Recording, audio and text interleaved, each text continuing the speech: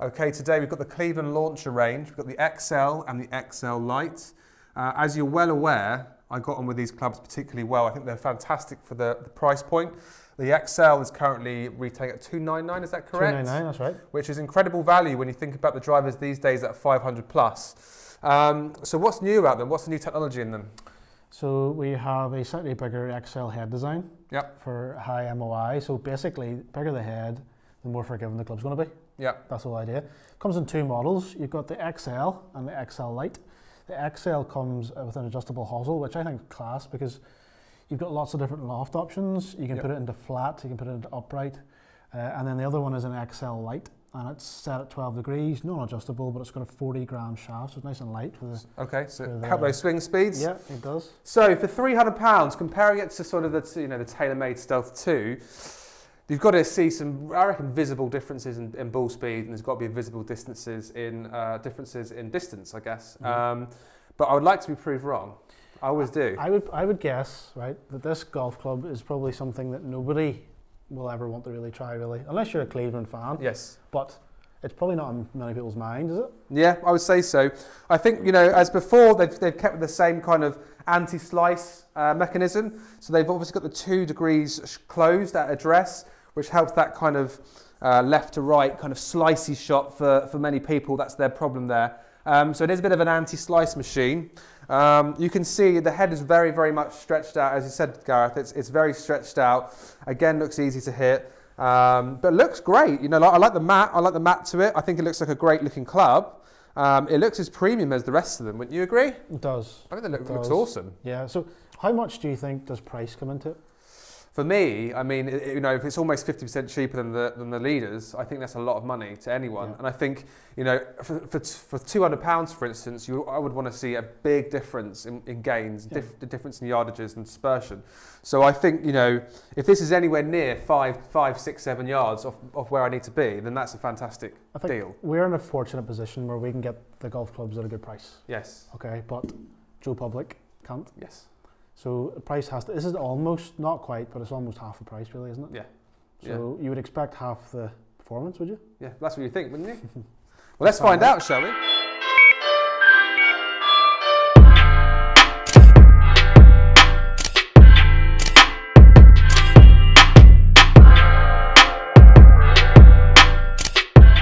Okay, first shot. So I've got to actively think about not slinging this left because it's 2 degrees closed. I need to, keep my hands a little bit quieter for impact here.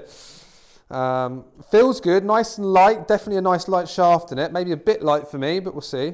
What is the weight? 50 grams? It's 50 grams, 6 degree, stiff. 50 grams stiff.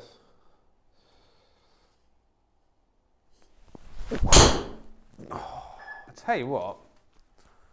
I tell you what, Gareth. Ball speed a little low, but check that out for a ball flight. That is pretty much down the middle. You can't complain with that kind of first drive of the day. Not sure what the distance is, but it's nice and straight.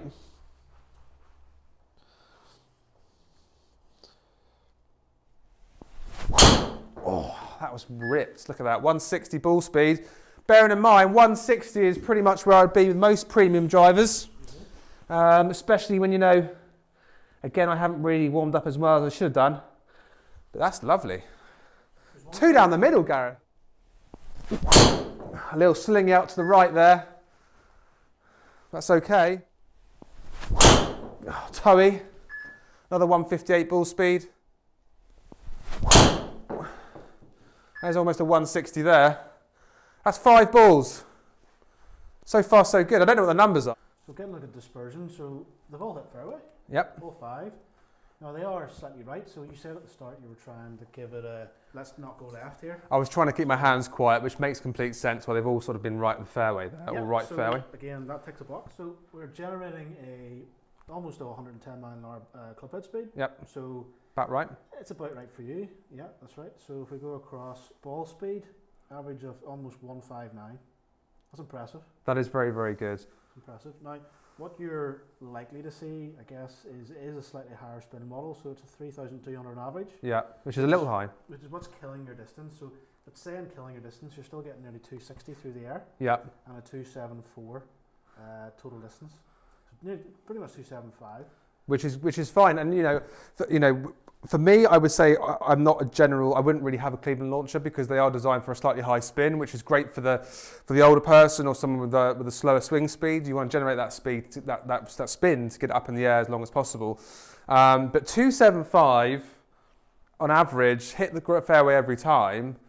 I mean, that's not bad. I mean, if you think about that, that's probably 2%, 3% less overall distance than the big boys. If you think about it, the most golfers struggle with slice. Yep. And most golfers struggle with a little bit of club head speed issue. Yep. So it's lighter. Yep. It's draw bias. So it's definitely something that you should try. Definitely. I think they've improved upon the original Cleveland launcher, which I thought was fantastic. I thought it was a great piece of equipment.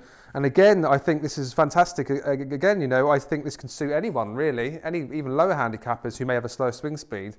And it doesn't break the bank. You can probably buy a full set for half the price as a... I think 2023 is going to be, something that people are going to be price conscious on. Yep, 100%. So that might be positioned quite well, $299. $299, fantastic deal. Try that out.